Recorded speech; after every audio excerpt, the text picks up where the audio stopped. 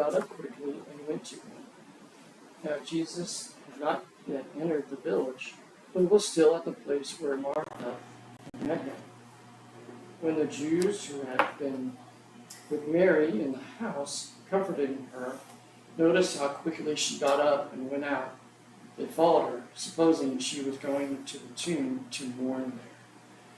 When Mary reached the place where Jesus was and saw him, she fell at his feet and said, "Lord, if you had been here, my brother would not have died." Yeah, go ahead. When Jesus saw her weeping, and the Jews who had come along with her also weeping, he was deeply moved in spirit and troubled. "Where have you laid him?" he asked. "Come and see, Lord," they replied. Jesus wept. Then the Jews said, "See how he loved him." But some of them said, How could not he who opened the eyes of the blind man have kept this man from dying?" Jesus, once more deeply moved, came to the tomb. It was a cave with a stone laid across the entrance. "Take away the stone," he said. "But Lord," said Martha, the sister of the dead man, "by this time there's a bed over, for he has been there for 4 days." Then Jesus said, "Did I not tell you that if you believe, you would see the glory of God?" So they took away the stone. Then Jesus looked up and said, "Father, I thank you that you have heard me. I knew that you always hear me, but I said this for the benefit of the people standing here, that they may believe that you sent me." Is that my position? No, he can finish. James is going up 43. When he had said this, Jesus called in a loud voice, "Lazarus, come out." The dead man came out, his hands and feet wrapped in strips of linen and a cloth around his face. Jesus said to them, "Take off the grave clothes and let him go." All right. Therefore, Keep going, sorry. many of the Jews who had come to visit Mary and had seen what Jesus did put their faith in him. But some of them went to the Pharisees and told them what Jesus had done. Then the chief priests and the Pharisees called a meeting of the Sanhedrin. All right. There you go. Let me hand that to Max for me, please. Thank you. Max, that was the handout regarding last week's miracle. Okay. We already went over it, but we're on John chapter 11, the raising of Lazarus. So, I got an allergic cold right now. uh-oh. Okay. I'm not that, I'm out shut most of the time. Okay. All right. Yeah, it's going around again. Well, a few people. All right. So, from what you have read and heard, symbols, possible symbols that might be at play here. Or just interesting parallels from previous miracles or stories that we didn't get into but are within the Gospel of John. The same tomb set up with the stone and the cave. Yeah, so foreshadowing. So in that way, it's foreshadowing of Jesus' resurrection, okay? Lazarus has been in 4 days, Yeah, so he's starting to go a little sour. yeah. So it's significant about 4. This is extra canonical, but in the Talmud, which is like all the Jewish writings, there is the understanding that the body for 3 days still had like the spirit, the soul was hovering, you know, and then the 4th day that would be done. And so like the idea is that there was no question that Lazarus was dead. There was no question that, yeah. Right, he's really, really gone. Okay. All right, anything else going on? Back up to verse 22 in chapter 10. When is this happening? Chapter 10, verse 22. When is this happening? What feast? Right after what feast? Okay. Okay. So this is happening right after it's a little obscure within the flow of the writing, but usually if it's within the same sequence of events, there's language that indicates that. And usually when there's like, okay, now there's a gap, it says not now, right? Or something along those lines. So the idea though is that this is taking place presumably right after the Feast of Dedication. Does anybody know what the Feast of Dedication is or was? So in short, the Feast of Dedication was the dedication of the temple, celebration of the temple that was, second BC, second century BC.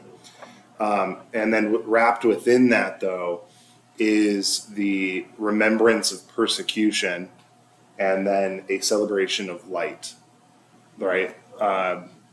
So they celebrate the dedication through light. And the idea of the light of God going forth, and the temple, from the Judaic standpoint, was the highest beacon of light, right? So that's why they would indicate that. So, what's the significance of this, might you say, especially in reference to how the Jews reacted? It kind of reminds me of they celebrate Hanukkah and the cleansing of the temple after the Greeks had polluted it. Yeah. And they need an indicator, that God's light is there. It's kind of like when we say the Lord be with you and also with you. That's essentially like the menorah in a sense for us. Also, in relation to the blindness, at this point, the Jewish leadership has kind of totally given up hope of a Messiah arriving. And so they turn inward and focus on their traditions, not our temple, not our law. Right. So being the dedication of this temple, and now goes out somebody who's dead, very definitely dead, and has come out alive now. Yeah. So something where those traditions kind of been superseded. Yep. Which is why the Pharisees are big mad at the end of the Right. this passage. So if you remember, if you see how things are playing out, so just kind of relating it. Well, first of all, Feast of Dedication is Hanukkah. Just to clarify, it is Hanukkah. So the Festival of Lights, that's why.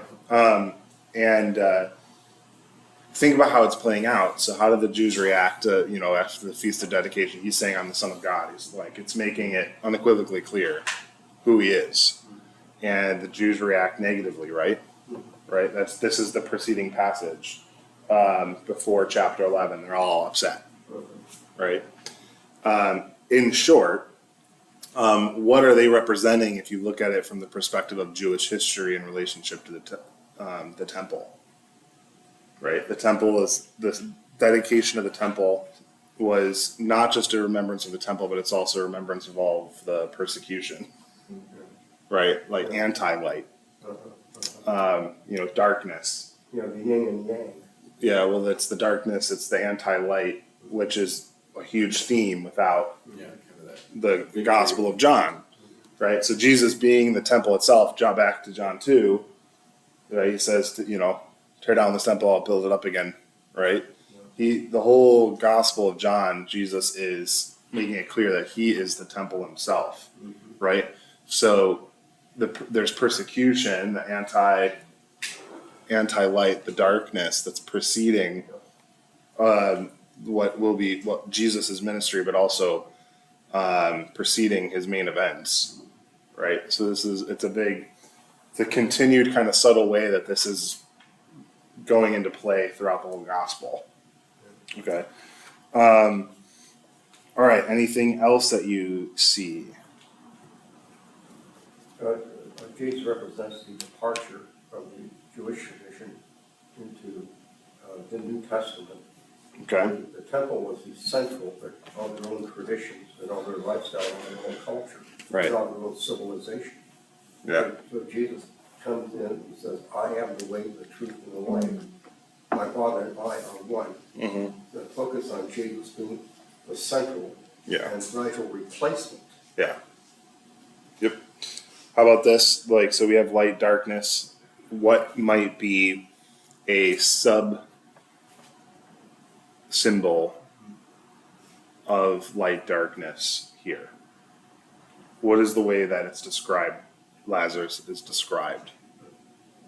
When he's still bound. With Right. the face cloth. So he's Well, he's in utter darkness, right? So he's in the tomb, completely Yeah. dark, and even as he comes out, he's still bound up with what was. Yeah. And then even further than that, though, is like, the idea of falling asleep, right? That kind of awakeness imagery, right? Resurrection is essentially kind of a resurrection is awakeness. Okay. All right. Here's another one. Who falls at Jesus' feet here? Mary. Okay. Who fell at Jesus' feet to anoint it with oil? Mary. So it's kind of an interesting parallel. There's Mary Mary Magdalene. that is falling at Jesus' feet, adorning him, and the same Mary falling at Jesus' feet, essentially in desperation and beckoning him, right? So it's kind of an interesting, It's the same Mary who first saw Jesus after his resurrection. yeah. So another significant aspect to that is, again, this is extra canonical in the sense of understanding how crucifixion worked. You see this in movies about the crucifixion, but what's significant about feet? It's a propulsion system. Well, yeah, so you have the washing of the feet. There's feet has a theme too throughout the Gospel of It's the John. first part of the body. It picks Right. up all the dirt. And Yeah. So you have that side to it, which is also in the Gospel of John. We see that in the Last Supper, the washing of the feet. But at the crucifixion, It keeps you up, and they didn't take his feet off. right? So if you would have been hoisted on the cross, guess what would have been closer to eye level? The feet. The feet. So when Jesus is on the cross, the whole world's at his feet. You see. So the cross was considered such a curse being hung on a tree because your feet were not on the ground. So you could not Connect to pass into the afterlife. You were just stuck in Netherlands. Sure. Yeah. Interesting. So you have that idea of like being at the feet of Jesus, Mary representing that in a couple ways, also is symbolic of the crucifixion, what would be taking place, that everybody would be at the feet of Jesus, right? And the work of Jesus. Okay, anything else that you might foresee as being, how about this? Do you see a living water theme? Tears. Yep. So that's not insignificant. It's not wrong to humanize that, like Jesus, the compassion aspect, Jesus weeping for his friend. But there's actually an element of it where what Jesus' tears, him being the living water, moves him to do what? Well, to give life, right? So where Jesus' tears flow, life is given, right? Again, foreshadowing even tears in his flogging and at the cross. Now, it is also interesting about that. I don't want to jump ahead about everything here, so it's okay. It's all good if we kind of duplicate questions or have to skip some that are written, just for the sake of moving in conversation.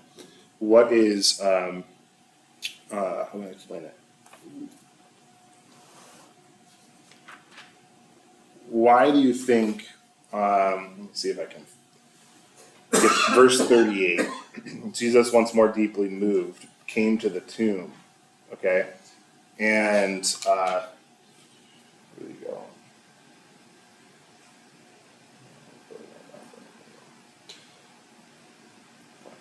Let me just frame it as this. Why do you think Jesus was hearing, and why do you think he was deeply moved?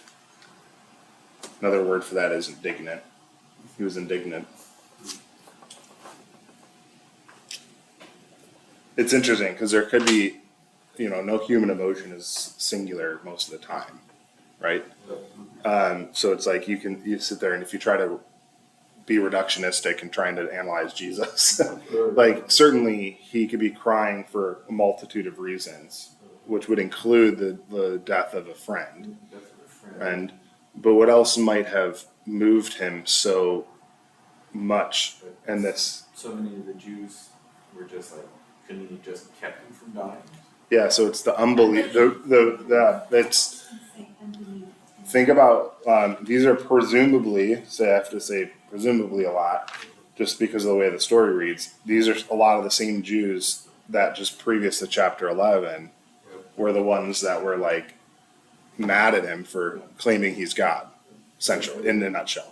That generally in John, when it's the Jews, it's usually the Jewish nobility, the Jewish rulers. Yeah.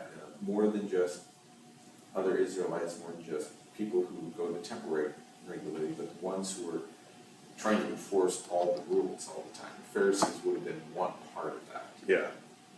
So here the rulers of Israel going, well, open eyes with blind men, which is still another.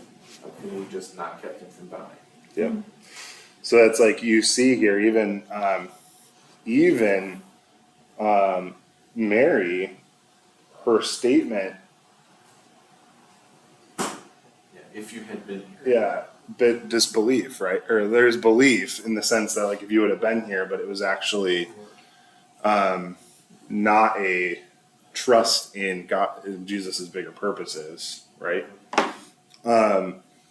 But you can kind of read throughout this narrative that one of the reasons that Jesus is being so moved and indignant, again is the word, is because of the unbelief that's being shown by the Jews that just preceding this, right?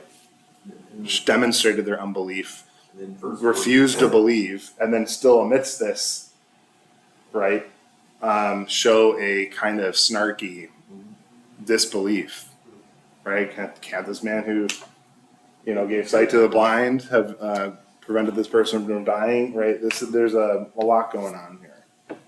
And then even Martha gets a little bit, did I tell you that if you believe, you would see the glory of God in verse 40. Yep. So the point where in 38 Jesus once more deeply moved came to the tomb, that was right after they said, could he not open the eyes of the blind, right? So I think there's several things at play that move Jesus to weeping, right? And it's actually befitting that the Jesus the living water, that idea of him being the source of life that leads to life, is in relationship to both belief, unbelief to belief, and death to life, right? Light, darkness to light, blindness to sight, right? All of these are interconnected. Okay. All right. So we kind of just got into this a little bit, but to go back to verse 17, describe the scene in Bethany. Who is there? How long has Lazarus been dead? And what do you think the mood is on that day? Simple questions. Yeah. So we had said the 4 days, right? So Lazarus is completely. The middle of the week of mourning or whatever the tradition is. Yep. Middle of the morning.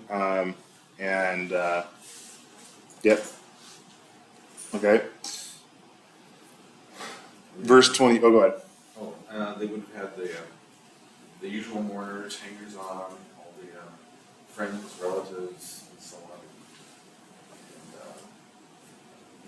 And paid mourners or so on. So it's a coal nighter. Yeah. A dirge.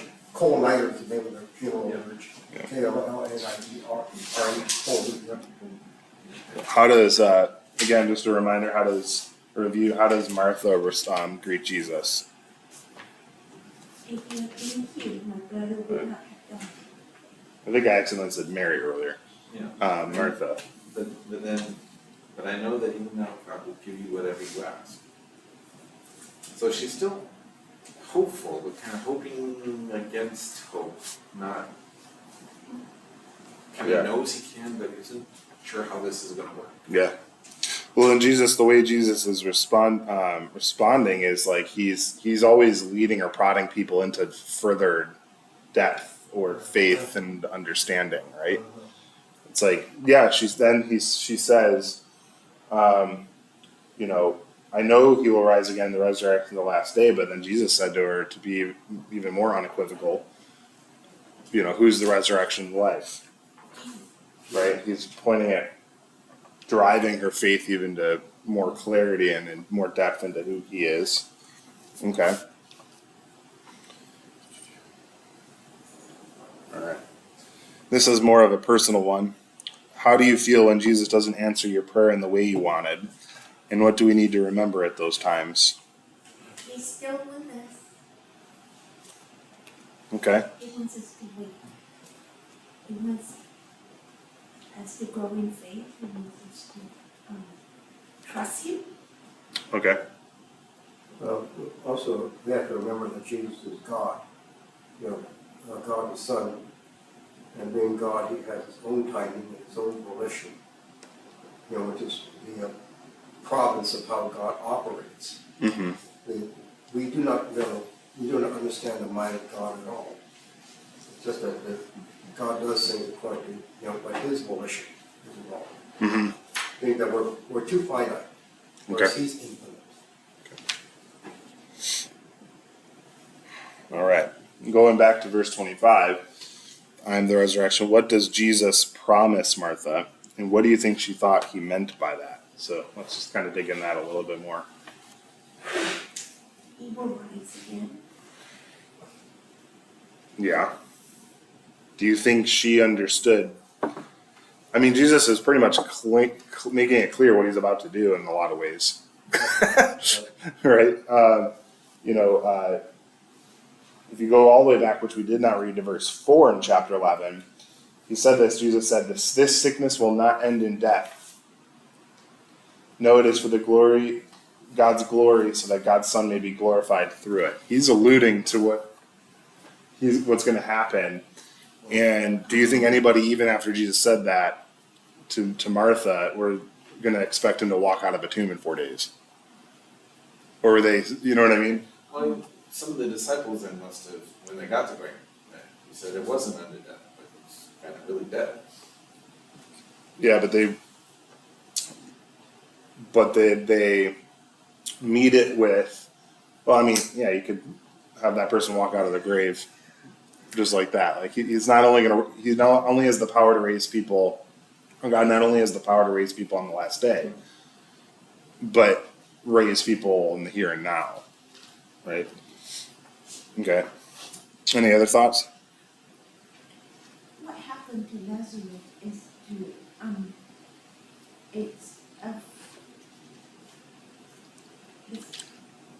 of what will happen to Jesus. You know? Right. It's- Yeah, the foreshadowing. Okay. I think it's, again, making it clear, like, if Jesus didn't demonstrate, why is it important that Jesus demonstrated resurrection, not just the foreshadowing? Okay, that's vital, like, that's central. But in addition to that, why do you think it was so crucial that Jesus would demonstrate resurrection as a miracle prior to his own? Does that make sense? To prepare them. To know that he's really going to die and be resurrected himself. That this isn't a coma or just sleeping or maybe in the tomb too early type of thing. Mm-hmm. Yeah, this is the real stuff. Somebody really dead, really knows they're dead, 4 days. and really comes back. Okay. Further thoughts?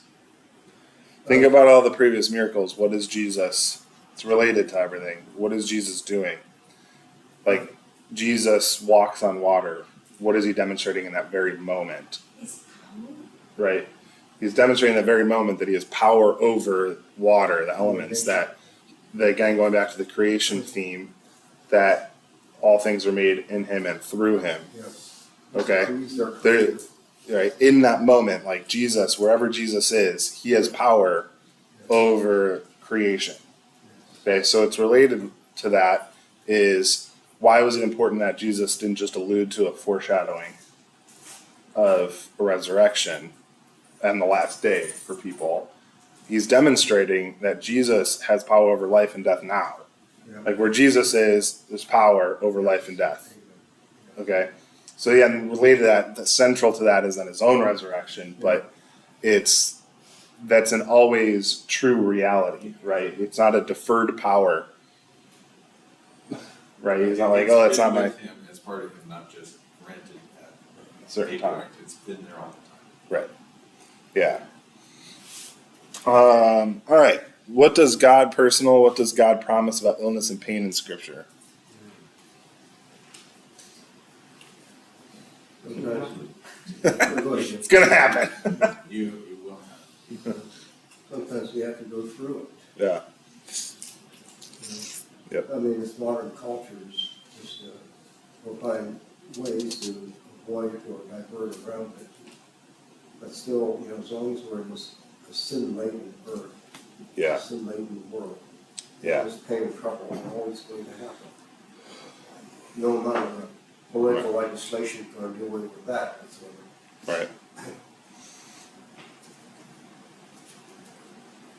So Lazarus's resurrection didn't mean an eradication of the suffering, the sickness, or the death that took place. Yeah. Right? If you understand, death is part of sickness.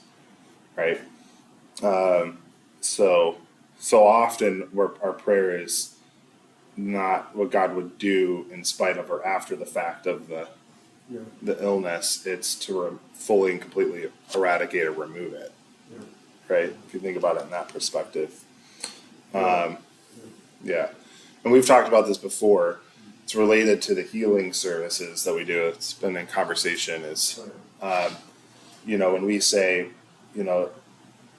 even though our language matters, when we say, Lord, if it is your will, heal this person.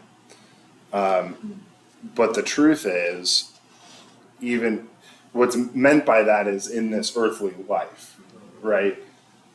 But if we understand that even death, the resurrection is healing, it's the ultimate healing that God has promised, and no matter what, is going to fulfill his healing promises, right? Whether we see it or experience it in this earthly life or in death, right? Yeah. So it's like it's important to attempt to not pit God's will against the will revealed.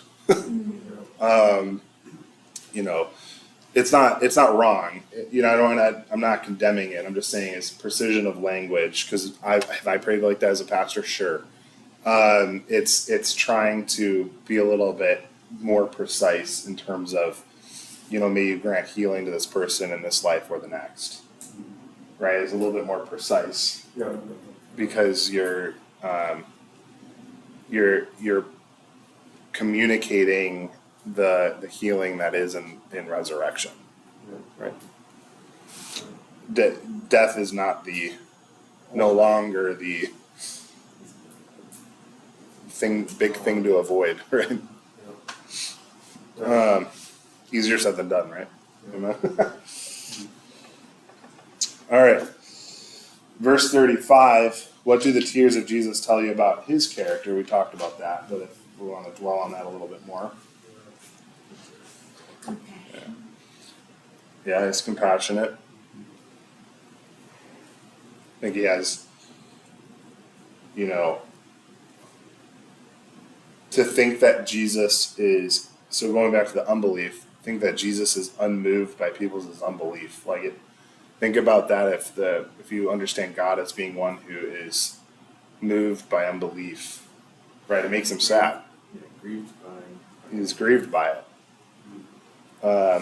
And he's grieved by death, because that was death is the, if you think about it on that front, death is the ultimate consequence of disbelief and disobedience, right? That's what brought it into this world. Okay.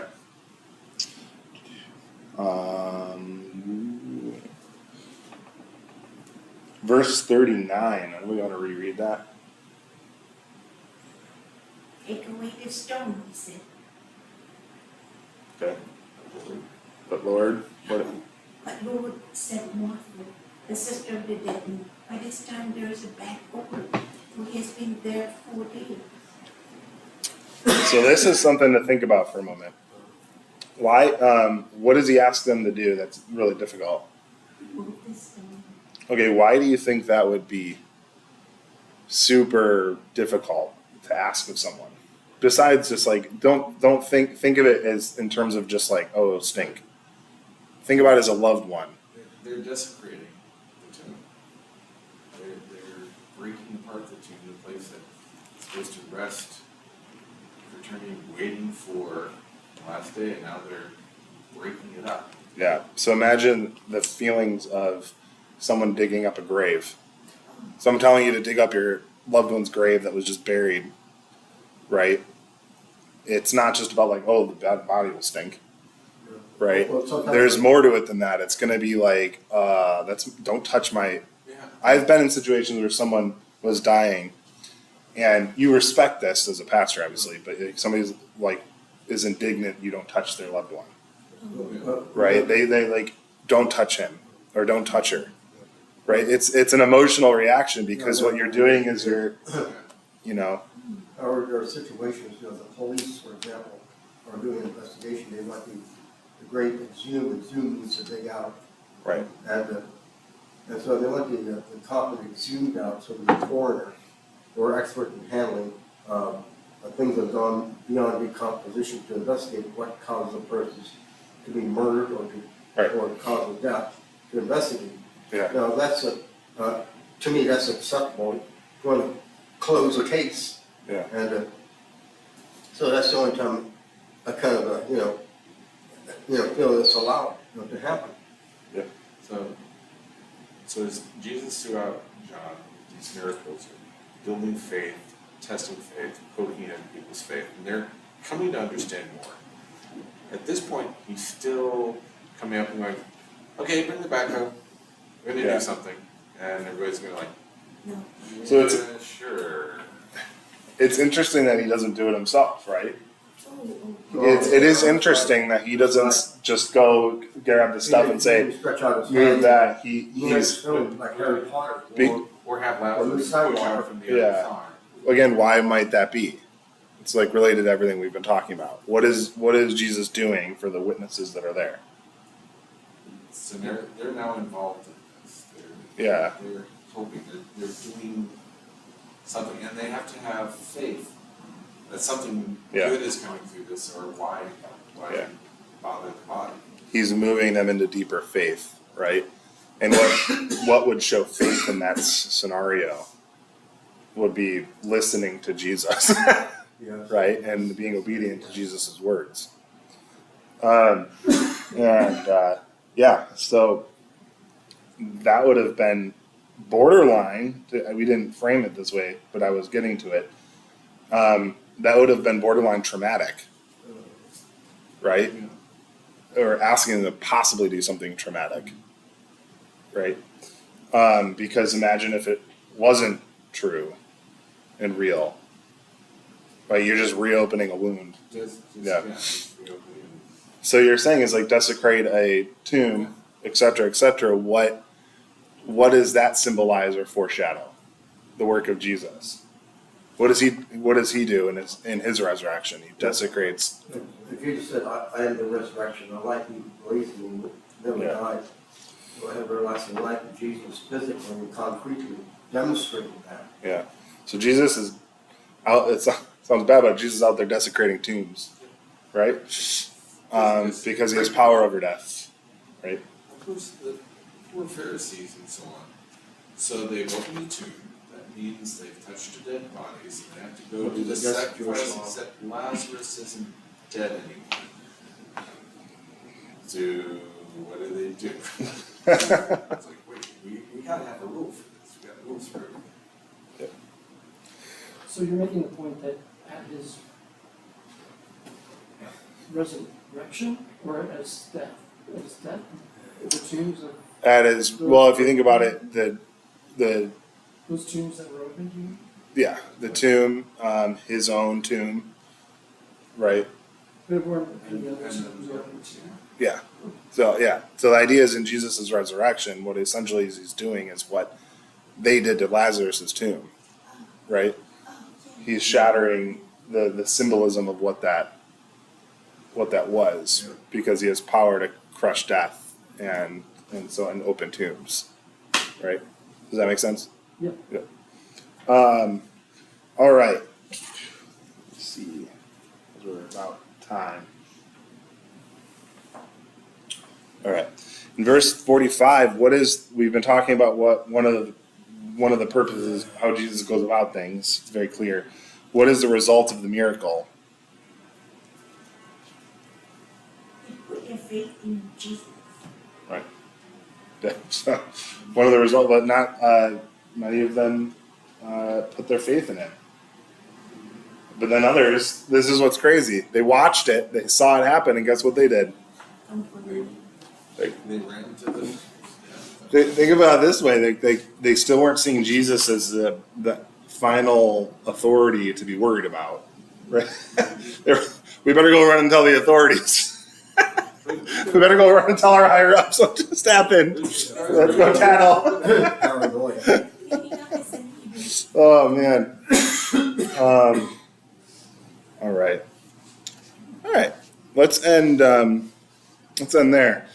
Does anybody want to say anything final about all the miracles in the Gospel of John? But Jesus was demonstrated to the Jewish nation. Hey, Emmanuel, God is still with you. You know, and I'm the way, the truth, and life. I and my Father are one. God is here. He didn't run away. He didn't went somewhere in the universe. Yeah. And keep your hope. Or the Hebrew word tikva, keep your hope in me, hope in God. Don't lose hope if they've lost, because they're too busy looking at the events that are happening in their own national life. They took their eyes off of God. so each of the other ones here, you can say, oh, here's something where it's a parallel to Moses. Here's one greater than Moses. I don't know of anything Moses did anywhere close to this. This is kind of over and above anything Moses could have pointed to. So this is kind of the capstone, so to speak. Yeah. So it's like, But then look at how hard it was for people to accept and believe and listen to him and see it and still believe. somebody who brings someone back from the dead. What are you going to have the authorities do? Tell them to stop that? I mean, yeah. In verse 48, it says that they were afraid that the Romans would come and take away both their place and the nation. Yep. So that's like evidence too that there's a deeper, there's a fear. The irony is there's a fear of Rome, right? And they've, like, I can remember who said it, but they've given up hope of a warrior Messiah at this point. Many, right? They're just like, who is this guy? The little trustee position. Yeah. But wouldn't you think, this is what's kind of interesting, is wouldn't you think that if somebody has power over death and you saw that you'd just kind of be like, well, what's there to be afraid of? Like, you know what I mean? Like, you saw that somebody could raise someone from the dead, right? What would there be afraid of? Yeah, let's do. So it's interesting because what it also reveals is their greatest fear wasn't necessarily death. Yeah, it was loss of their position, loss of their influence. Right. And it was Their civilization. it was fear of further and deepened oppression, right? And Which happened, which was going to happen anyway. yeah, but their desire was that would go away, right? That their desire that would go away, Yeah. especially with the right Messiah. So, yeah. All right. So next time you read the Gospel of John, or you're reading through it, and I you know what I mean by this at this point. When you read through it, think about it as you're reading it. About the symbolism, the symbols that are at play, right? We again pulled out the miracles because those are the heightened moments where those symbols are at play. But as you read all of John, think symbolically and theologically as you read it, right? To understand the greater and even deeper message of what he's teaching. All right, I'm going to pass this out. So next week we're going to be starting the summer, the chosen. It's going to be done a little bit differently this year because of the change, the Bible study happening before service. So what we're going to do is, this will also go out over email tomorrow too. I'm inviting everybody to read or watch the episode at home. Okay, and then come next week having watched the episode. But with that is, even before watching the episode, there's like a pre-study, pre-scripture reading, right? So travel through this before you watch the episode, come prepared next week to discuss and to look further into scripture and so on. All right, let's pray. Lord Jesus, we thank you once again for your word, your miracles, and your work in this world, in history, and in the present time, and your work in each of our lives. Lord, continue to lead us to faith. May we listen to you and to all your words. Amen. Thanks, everybody.